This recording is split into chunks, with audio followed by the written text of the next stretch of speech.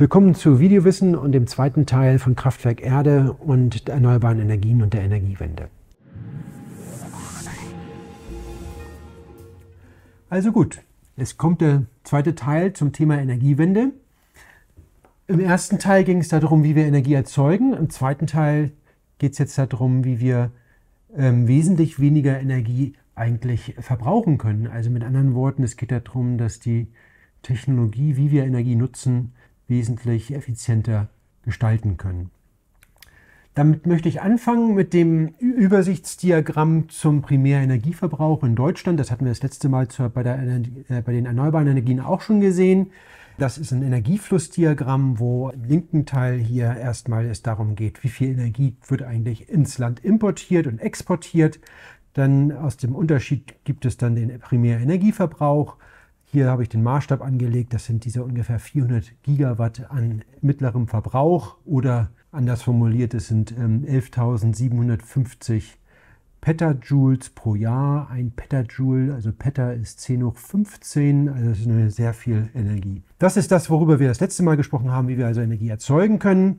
Und jetzt gucken wir uns ein bisschen mehr an, wie der eigentlich verbraucht wird, diese Energie. Also das ist der Endenergieverbrauch, das ist hier dieses helle Grau. Die Zahl hier steht, sind ungefähr 8.525 Petajoule pro Jahr. Dieser Energieverbrauch, der wird typischerweise aufgeteilt in 4 verschiedene Sektoren. Da ist zum einen die Industrie, da ist Verkehr, da sind Haushalte und als letzter Teil ist Gewerbe, Handel, Dienstleistungen oder kurz GHD.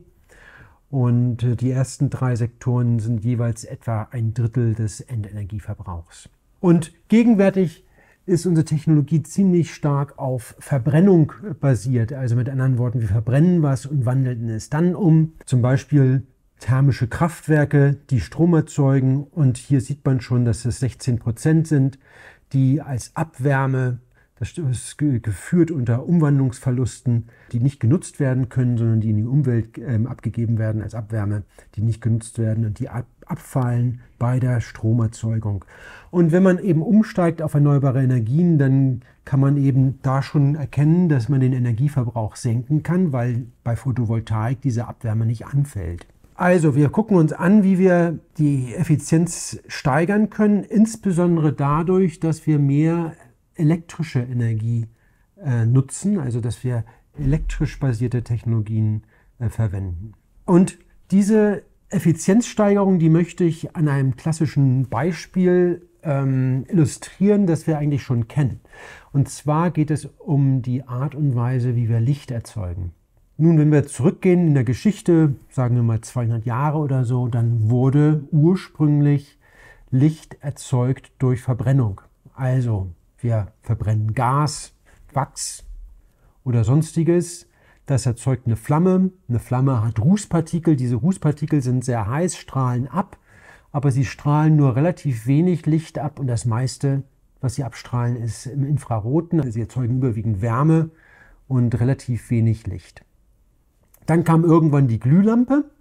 Die Glühlampe basiert auch auf thermischer Wärmestrahlung, allerdings verwendet sie Strom, erzielt höhere Temperaturen und weil man bei einer höheren Abstrahltemperatur, damit kann man ein bisschen mehr Licht erzeugen und weniger Wärme, aber es wird trotzdem noch relativ viel Wärme erzeugt bei einer Glühlampe.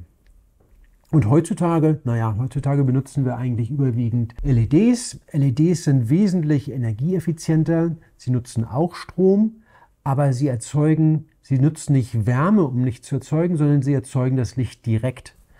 Und deswegen entsteht relativ wenig Wärme und deswegen sind LEDs eben unschlagbar effizient in der Art und Weise, wie sie Licht erzeugen. Und das können wir jetzt als praktisch wie so eine Art Schablone nehmen, so eine Evolutionsschablone, wie eigentlich Technologie sich entwickelt, von einer Technologie, die ursprünglich auf Wärme beinhaltete, nämlich Verbrennung, zu Strom. Und jetzt letztendlich der letzte Schritt ist, dass man eben halt auch Quanteneffekte benutzt, um Licht zu erzeugen. Und damit verbunden ist eine gewaltige Effizienzsteigerung. Das habe ich hier nochmal dargestellt. Das kann man nochmal genauer angucken. Also letztendlich auch die Solarstrahlung ist ja auch thermische Strahlung, die über bestimmte Wellenlängen verteilt ist. Man sieht hier eben da auch der Raum bei 20 Grad strahlt ab, aber eben halt im infraroten Bereich. Und je wärmer es wird, desto mehr ist im sichtbaren Bereich. Aber bei dieser thermischen Abstrahlung hat man immer das Problem, dass ein Teil der Strahlung nicht im sichtbaren Bereich ist. Auch bei der Sonnenstrahlung sieht man, dass ein guter Teil, also gut die Hälfte, ist im Infraroten, also mit anderen Worten Energie der Sonne, die man gar nicht sehen kann. Und bei LEDs ist eben das nicht der Fall und deswegen sind sie wesentlich effizienter.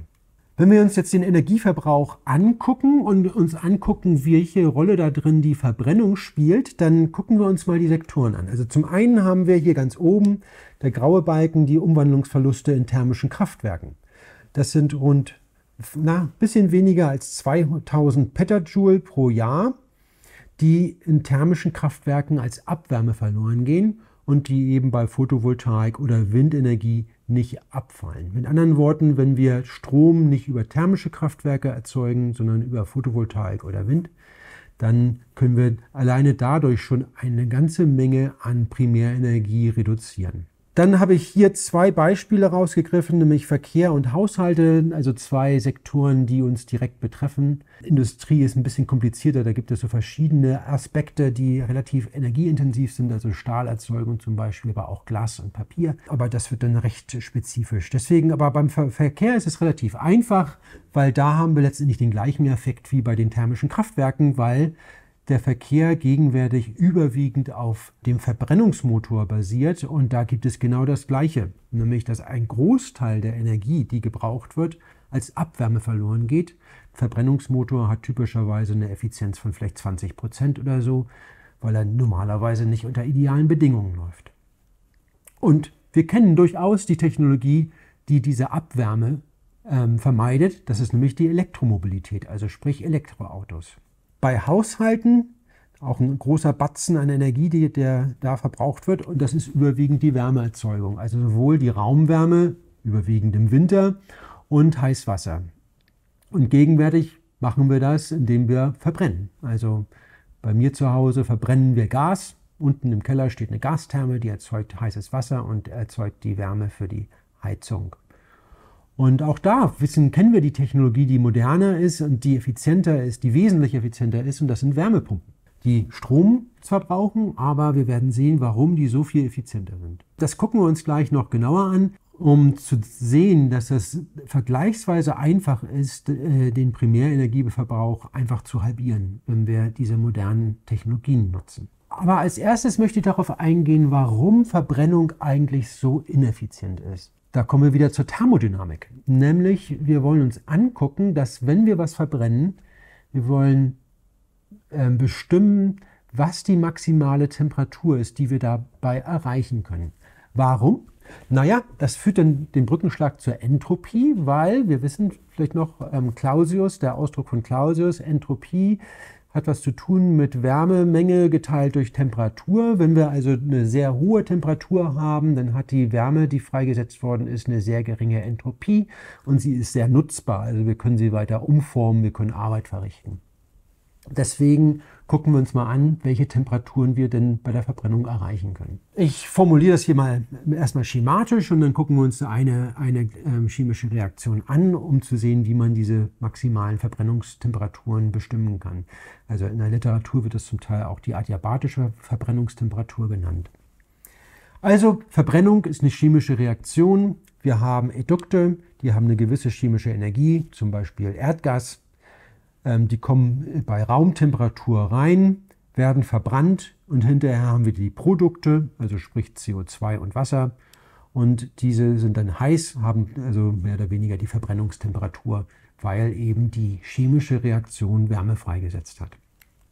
Also wir betrachten mal die Reaktion von Methan. Hier also die chemische Reaktion ist, wir haben Methan, CH4. Dann brauchen wir zweimal Sauerstoff dafür, um den Wasserstoff in Wasser umzuwandeln. Also mit anderen Worten, wir kriegen dann zweimal Wasser dabei heraus und einmal CO2. Und das ist die chemische Reaktion. Wenn wir jetzt uns angucken wollen, welche Temperatur dabei rauskommt, dann brauchen wir dafür die Wärmekapazitäten. Und da spielt dann auch noch eine Rolle, dass wir ja bei Luft nehmen zum Verbrennen und nicht reinen Sauerstoff.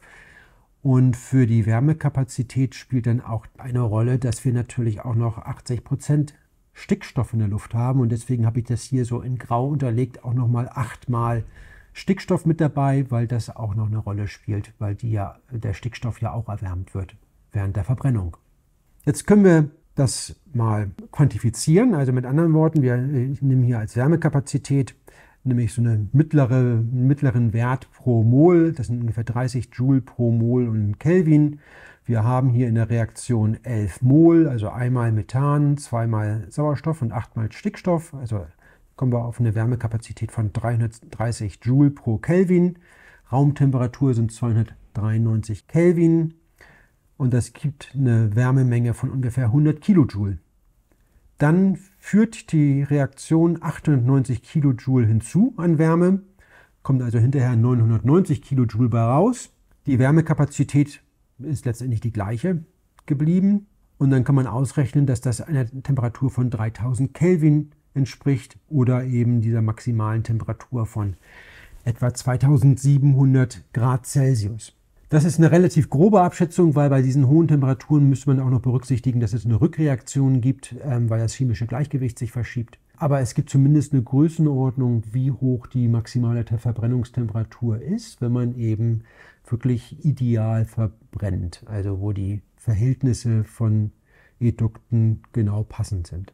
Naja, und 2700 Grad, das ist schon ganz schön heiß. Und wenn wir uns angucken, was wir mit dieser Wärme dann hinterher machen, gucken wir uns das mal in diesem Schema an. Also wir verbrennen hier, das ist auf der linken Seite ganz oben, und erzeugen Wärme. Und diese Wärme hat an sich sehr niedrige Entropie, weil die Wärme bei sehr hoher Temperatur freigesetzt worden ist. Also diese maximale Verbrennungstemperatur. Also hier oben kommt die Wärme rein. Dann, wenn wir die Wärme nutzen wollen, naja, also wofür brauchen wir Wärme? Also vielleicht zum Backen, da brauchen wir vielleicht 200 Grad. Kochen, brauchen wir vielleicht 100 Grad zum Kochen. Warmwasser vielleicht 40, 50 Grad oder Raumwärme, da gibt es 20 Grad. Also wir reden von Temperaturen, die wesentlich niedriger sind als die Verbrennungstemperatur. Also wir brauchen eigentlich nur Wärme mit einer vergleichsweise hohen Entropie. Und das heißt also, das ist eine ganze Menge, das Fachwort ist jetzt Entropieproduktion stattfindet. Also es wird Entropie produziert, ohne dass irgendwie Arbeit geleistet worden ist. Mit anderen Worten, es ist ungenutztes Potenzial, wir verbrennen es einfach und nutzen es nicht. Und dadurch ist es eine relativ, oder nicht nur relativ, sondern es ist eine ziemlich ineffiziente Art und Weise, wie wir diese Wärme, die eigentlich eine sehr, sehr geringe Entropie hat, wie wir das einfach verschwenden. Jetzt können wir uns angucken, wie wir das besser machen können. Und ich möchte jetzt erstmal ein konkretes Beispiel nehmen, nämlich die Raumwärme. Und da möchte ich auch ein bisschen mehr ins Detail gehen, was eigentlich die Raumwärme bestimmt und wie viel Energie dabei eigentlich drauf geht. Und das habe ich hier jetzt auch in einem schematischen Diagramm dargestellt. Also wieder ein Beispiel aus meinem Privatleben. Also wir haben eine Therme im Keller, da verbrennen wir Erdgas. Sagen wir mal, die Verbrennungstemperatur sind vielleicht so 2000 Grad oder so, wie auch immer. Das wird dann erwärmt und geht über die Heizkörper in den Raum. Und dann haben wir eine Raumtemperatur vielleicht von 20 Grad. Und dann aufgrund des Temperaturunterschieds zwischen dem Raum und das, was draußen ist, sagen wir draußen sind vielleicht 0 Grad, durch diesen Temperaturunterschied geht eben Wärme dann durch die Wände und durch die Fenster verloren. Und so stellt sich ein Gleichgewicht ein. Und damit kann man eigentlich auch ganz schön sehen, wann man eigentlich Energie verbraucht und wie viel. Da wollte ich noch ein bisschen in die Tiefe gehen. Also wenn man jetzt zum Beispiel Temperaturdaten aus Jena nimmt, dann kann man sehr schön sehen. Also hier sind die Tagesmitteltemperaturen beobachtet für verschiedene Zeitbereiche hier. 1909 bis 1918, 2009 bis 2018 und 2022 dargestellt, beobachtet in Jena. Sehen wir also, die Außentemperatur von Januar bis Mai ist unterhalb von 15 Grad. 15 Grad ist typischerweise so ein Schwellenwert, wo man sagt, also unterhalb von 15 Grad fängt man an zu heizen.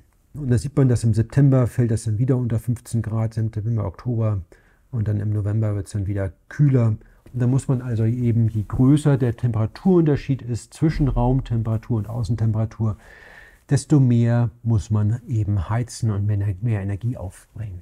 Nun gut, ich meine, vor ein paar Jahren hatten wir ja den Angriffskrieg von Putin in der Ukraine und dann wurden die Gaspreise plötzlich so hoch und da haben wir uns privat eben halt auch angeguckt, wie viel Energie wir eigentlich verbrauchen und wie man das vorhersagen kann oder abschätzen kann, was uns da eigentlich auf uns zukommt.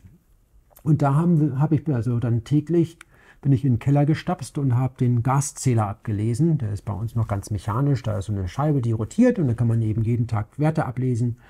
Und dann kann man sehen, eben genau das, was wir eben gesagt haben, dass also je kälter die Außentemperatur ist, die Tagesmitteltemperatur, je kälter sie ist, desto mehr ist der Verbrauch, also hier angegeben in Kubikmeter Gas pro Tag.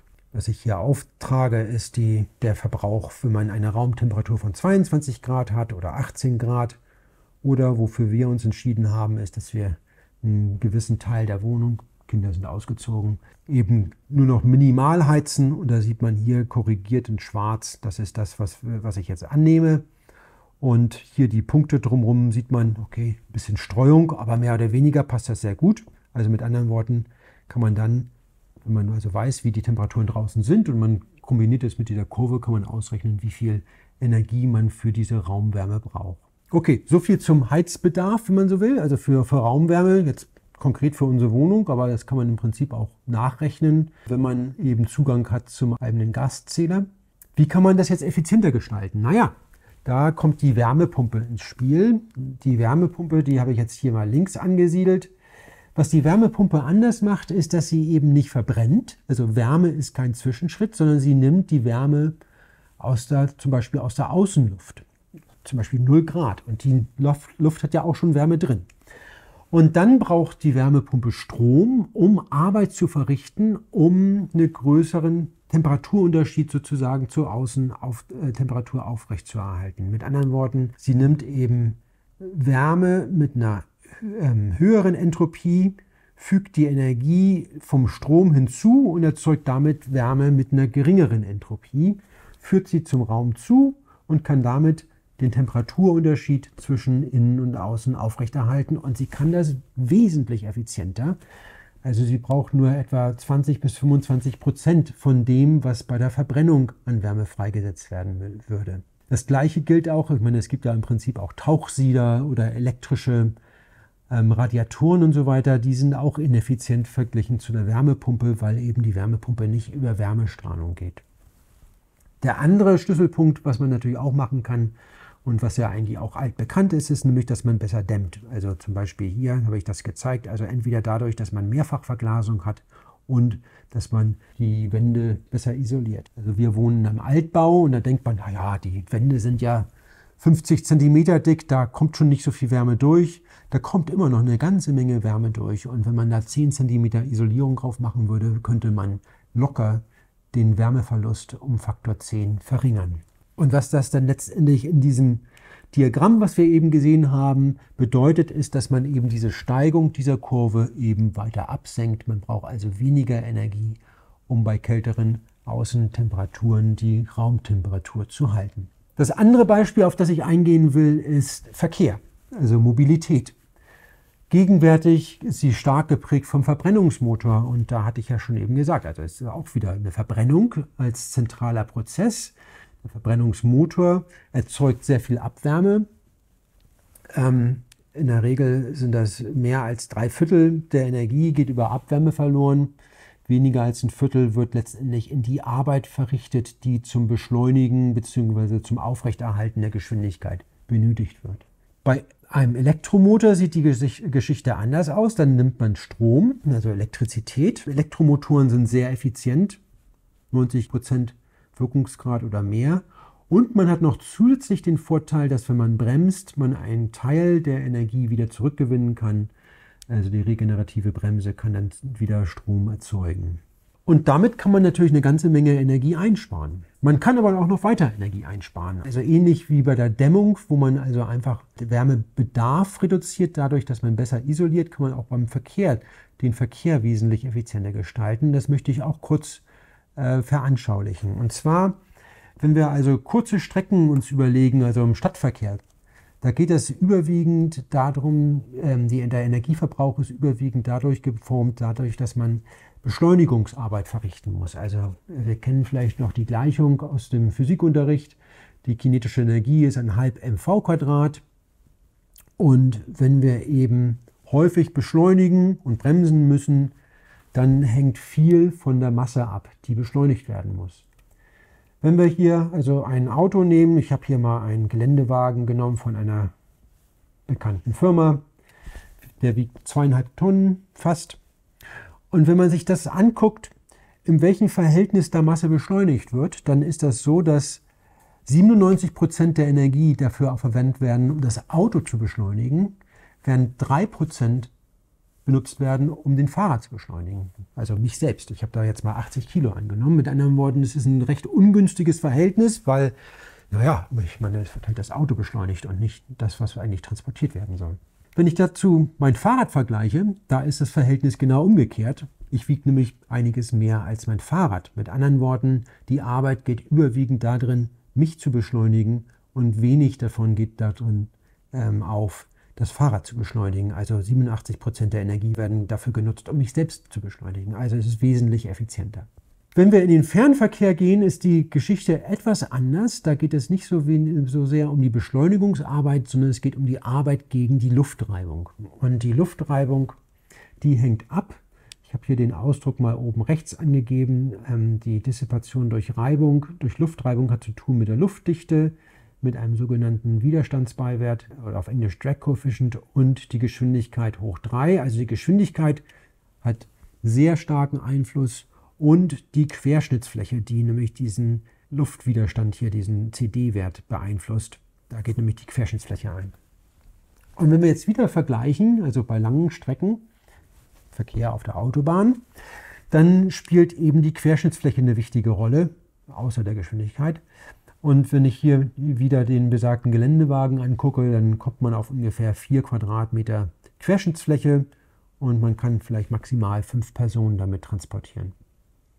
Wenn man hingegen sich anguckt, wenn man also einen Zug nimmt, hier ein ICE als Beispiel, der hat zwar eine wesentlich größere Querschnittsfläche, das sind fast 12 Quadratmeter, also über den Daumen Faktor 3, aber er kann ja eine ganze Menge mehr Personen transportieren, also Faktor 100 mehr Fahrgäste transportieren.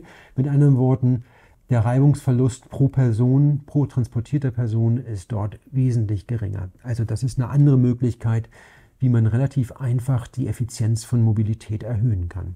Also jetzt zurück zum Endenergieverbrauch. Gucken wir uns den jetzt nochmal an. Also hier haben wir die alten Werte, die wir mit gegenwärtigen Technologien verbrauchen an Energie. Also wir haben gesagt, okay, wenn wir also die Stromerzeugung umstellen auf erneuerbare Energien, also insbesondere Photovoltaik und Windenergie, es gibt keine Abwärme, mit anderen Worten, die 1900 Petajoule pro Jahr fallen schon mal weg. Wenn wir den Verkehr nehmen und nur die E-Mobilität berücksichtigen, also nicht die weiteren Einsparmöglichkeiten vom öffentlichen Nahverkehr oder Fahrrad- oder Bahnverkehr für lange Strecken, also einfach nur dadurch, dass die Abwärme eingespart wird und auch durch regenerative Bremsen weniger verbraucht werden kann, verringert sich der Verbrauch hier gewaltig auf weniger als ein Viertel. Bei Haushalten, wenn man Wärmepumpen nimmt, und wieder habe ich diesen Faktor von Dämmung nicht mit berücksichtigt, der Einfachheit halber, also einfach Wärmepumpenfaktor 4 oder 5 weniger Energieverbrauch, kommen wir auf 610 Petajoule statt 2441 Petajoule. Und Industrie und Gewerbehandel, Dienstleistungen lassen wir mal gleich, obwohl man da auch eine Menge Energie einsparen könnte. Und was ich hiermit veranschaulichen möchte, ist, dass wir eben den Primärenergieverbrauch relativ einfach von über 10.000 Petajoule pro Jahr auf unter 5.000 Petajoule pro Jahr reduzieren könnten, indem wir diese modernen Technologien benutzen. Der Punkt hier von dieser Folie ist, dass wir durch moderne Technologien unseren Primärenergiebedarf erheblich reduzieren können, und zwar um mehr als die Hälfte. Das bedarf natürlich einer gewaltigen Anstrengung, weil das bedeutet ja, wir müssen ja unsere ganze Technologie unsere ganze Infrastruktur umstellen darauf. Auf der anderen Seite, wenn ich mir natürliche Ökosysteme oder andere Flusssysteme angucke, wenn da Systeme nicht effizient werden, dann werden sie durch effizientere Systeme ersetzt, und zwar gnadenlos. Die ineffizienten Tiere, die ineffizienten Ökosysteme werden durch effizientere ersetzt. Mit anderen Worten ist diese Energiewende eigentlich alternativlos, wenn man das aus recht nüchterner naturwissenschaftlichen Sicht sieht. Aber kommen wir zurück zu Deutschland und eben wie das mit der erneuerbaren Energie geht. Ich will das nur noch mal kurz in Zusammenhang setzen. Also die moderneren Technologien würden ja auch bedeuten, dass man eine ganze Ecke mehr Strom bedarf. Also der Strombedarf wird ungefähr um 50% steigen, gehen Szenarien davon aus. Und ich wollte kurz hier darstellen, dass also wenn man sich so ein Szenario von 2050 anguckt, ich nehme häufig die von Agora Energiewende, aber es gibt auch andere vom Bundesverband der deutschen Industrie oder Greenpeace oder so, die sind alle recht ähnlich aufgebaut. Und die Hauptträger der Energiewende sind halt Photovoltaik und Wind. Und da gibt es gewisse Größenordnungen, die eben bis 2050 installiert werden müssten, um eben diesen Strom oder diesen Energiebedarf abzudecken. Das ist noch ein weiter Weg, aber es ist eben durchaus machbar.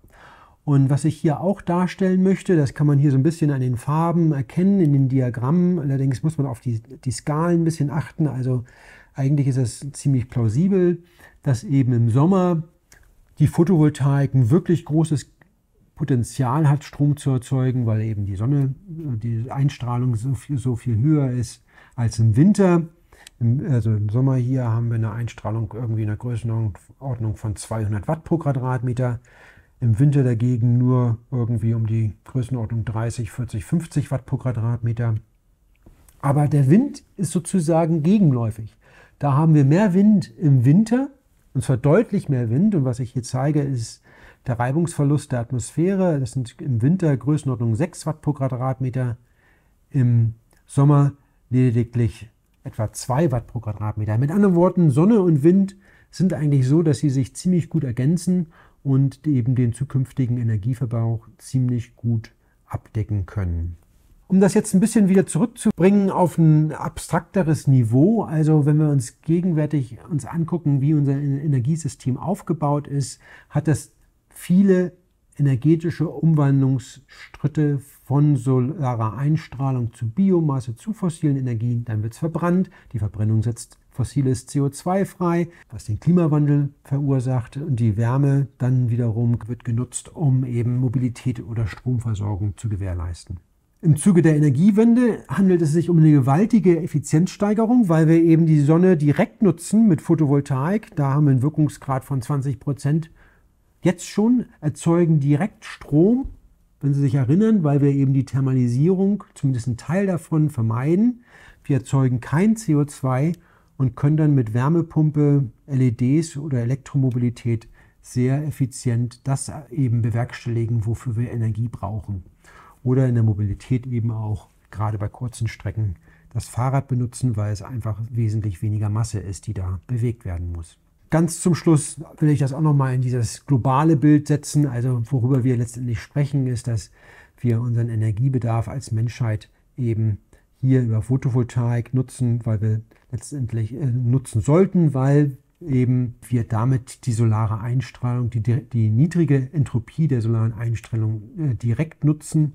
Und wir haben dann strombasierte Technologien, die wesentlich effizienter sind als verbrennungsbasierte Technologien. Das ist eigentlich auch ein ganz guter Leitfaden zum Erkennen von modernen Technologien, dass sie eben Wärme als Zwischenschritt vermeiden. Und damit bin ich am Ende angekommen und freue mich wie immer über Kommentare unter dem Video.